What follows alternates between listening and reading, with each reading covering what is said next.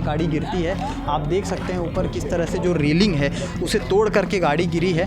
तेज़ गति से गाड़ी थी और साथ ही साथ झपकी लगने से ये हादसा हुआ है। हालांकि किसी की कोई ऐसी टक्कर नहीं हुई कि ट्रक का कुछ हिस्सा यहाँ भी पड़ा हुआ है, जो सामने का हिस्सा रहता है, साइड का हिस्सा रहता है, दरवाजे का हिस्सा रहता है, वो यहाँ पर पड़ा हुआ है। ट्रक की स्थिति देख रहे हैं आप किस तरह से इसका हश्र हुआ है। मैं चाहूँगा सचिन भाऊ थोड़ा सा और इस तरफ ले जाएँ। और स्क्रीन पर आपको एक ट्रक नज़र आ रहा है और ये क्षेत्र है धमधा नाका का। ब्रिज के ठीक नीचे ये ट्रक आपको तस्वीर में जो नज़र आ रही है, दरअसल ये ऊपर से नीचे गिरती है और जिस गति में गिरती है और जिस तरह से गिरती है, जिसमें बैठा एक शख्स जो ड्राइवर है उसकी तत्काल मौत हो जाती है। और मामले की जानकारी के लिए यहाँ पर आसपास के थाने क्षेत्र के जो पुलिस हैं वो आ गए और जानकारी हासिल करने की कोशिश की जा रही है। फ़िलहाल जो लोगों की भीड़ है, भीड़ में चाहूँगा भीड़ दिखाएं, लोग आए हुए हैं यहाँ पर और देख रहे हैं कि किस तरह से ट्रक का जो हश्र है उसको देखा जा रहा है। ये बताया जा रहा है कि गाड़ी रायपुर से तमिलनाडु की तरफ जा रही थी नागपुर होते हुए और होसूर एक जगह है वहाँ जा रही थी गाड़ी। जो ड्राइवर अंदर बैठा हुआ था, लगभग 40 साल उसकी उम्र बताई जा रही है, कर्नन नाम बताया जा रहा है, जो कि गाड़ी को लेकर के निकला था। और जिस ट्रांसपोर्टर की गाड़ी है उससे बातचीत, हालांकि पुलिस ने उनसे बातचीत की है, जिस बातचीत में ये पता चला है कि कर्नन जो है 40 साल जिसकी उम्र, वो आ रहे थे और तमिलनाडु के होसूर जा रहे थे। गाड़ी में लोहे की चादर रखी हुई थी जिस माल को लेकर के वहाँ पहुँचाना था, लेकिन तभी अचानक से ये हादसा होता है। हादसे में अभी अनुमानित अभी तक कुछ नहीं पता चला है, लेकिन ये बताया जा रहा है कि जिस तरह से मृतक ड्राइवर जो है गाड़ी में स्टीयरिंग पे बैठा ही हुआ था, मौत के दौरान भी उसकी जो बॉडी है वहीं पर लगी हुई थी। तो इस हिसाब से ये बताया जा रहा है कि कहीं ना कहीं तेज़ गति से गाड़ी थी और साथ ही साथ झपकी लगने से ये हादसा हुआ है। हालांकि किसी की कोई ऐसी टक्कर नहीं हुई, किसी के साथ कोई ऐसा एक्सीडेंट नहीं हुआ है और यही अनुमान लगाया जा रहा है कि झपकी लगने से ये हादसा हुआ है। जिसके बाद गाड़ी जो है चित की तरफ गिरती है, उसके बाद यहाँ पर गाड़ी को उठाया जाता है, सीधा किया जाता है। फ़िलहाल ये तस्वीरें और ये भीड़ आप देख रहे हैं कि किस तरह से लोग यहाँ पर आए हुए हैं। आप लोगों में से कोई थे यहाँ पर आसपास? नहीं, अवेलेबल नहीं थे। अभी आप लोग आए हो, यहीं के रहने वाले आसपास के? कोई नहीं था यहाँ पे? उस समय है वो, पता नहीं वो और किसी और कोई आसपास चल रहा हो ऐसा तो कुछ नहीं था अभी तक? फ़िलहाल तो एक ही शख्स की मौत की खबर हुई है जो कि ड्राइवर हैं, और इसके अलावा पहले ये भी बताया जा रहा है कि 2 से 3, लेकिन अभी तक फ़िलहाल ऐसा कुछ माजरा नज़र नहीं आया है। फ़िलहाल अभी पूरी तस्दीक की जा रही है, उस तरफ बैठ कर के जो है जानकारी ली जा रही है। आपको गाड़ी का नंबर मैं दिखाता हूँ, KA16D 4739, और गाड़ी के भीतर जो है लोहे की चादर थी, उसी माल को ले जाया जा रहा था।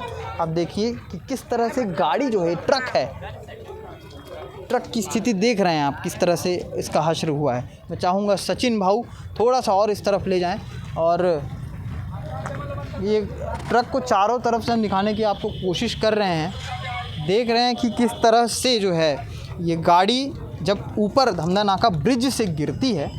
धमधा नाका आपको क्षेत्र याद होगा, अगर आप डी मार्ट की तरफ आते होंगे तो सीधा आएंगे तो जो पुल पड़ता है ठीक उसके नीचे, उसी एरिया को धमधा नाका कहा जाता है और उसके वहीं पर यह हादसा होता है। खुदा ना खास्ता कोई और नीचे होता, कुछ और लोग होते तो बहुत बड़ा हादसा हो सकता था। फ़िलहाल ऐसा बहुत बड़ा हादसा तो हुआ है और जनहानि नहीं हुई है, जिसमें एक ही जो ड्राइवर थे उसी की मौत हुई है फ़िलहाल। और उनकी और क्या डिटेल है, क्या कुछ उनके जो जानकारी है वो हासिल की जा रही है लोगों से।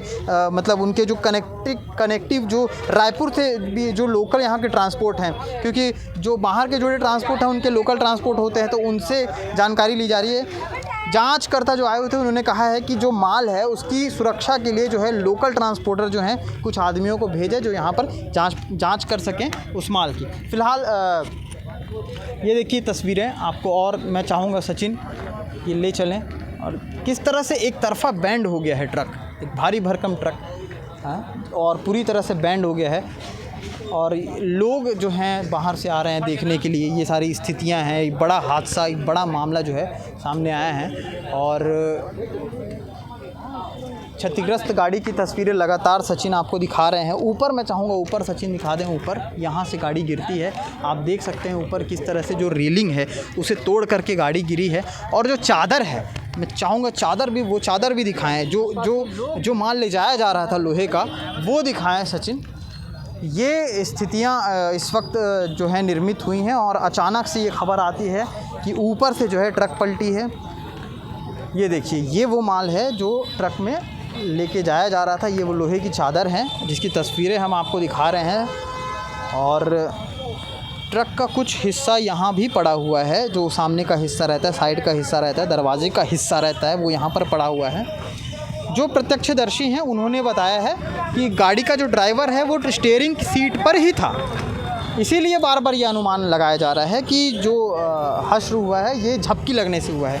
सिलेंडर है जो अमूमन ट्रकों में लंबे यात्रा के दौरान जो हैं जो नीड की चीज़ें रहती हैं, इमरजेंसी में जो चीज़ें नीड की रहती हैं उन सबको रखा गया है, वो सारी चीज़ों को रखा गया है। तो ये स्थितियां हैं, इसको दिखाने के लिए मैं और सचिन यहाँ पर आए हुए थे और हमने सोचा कि आपको कांच भी बिखरे हुए हैं, गाड़ी के जो पुर्जे की तस्वीर तो दिखाई, कांच भी पूरी तरह से टूट चुके हैं, फट चुके हैं, और ये स्थितियाँ हैं।